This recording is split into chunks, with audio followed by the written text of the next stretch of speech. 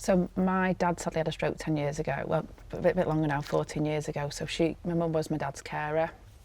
And it was probably 2019, middle of 2019, I had a phone call from my dad to say, there's something not quite right with your mum. She's looking for her mum, my grandma. What do I do? And I said, is she dreaming? You know, and you kind of go through the kind of normal process. And that was like an episode, and it seemed to subside. And then end of 2019, as she always did, she asked us what we wanted for Christmas.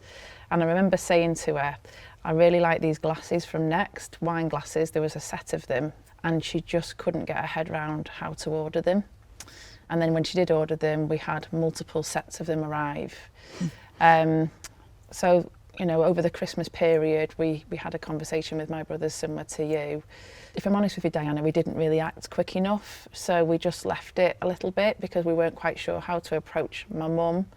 And then fast forward probably to the March time, March, April time, our gardeners were still doing the garden for my house and my mum and dad's house, and his wife phoned up and said, your mum's transferred 10 transactions of the same amount into our account. And then we started unpicking stuff, and then she'd ordered 10 sets of the same dining furniture for outside, you know, the kind of like outside sets. And so that was really the time when we sat down as a family and said, we do need to have a conversation. But as we both know, that's not just a one-off conversation. Just even trying to approach it, she got angry with us. She denied that anything was wrong.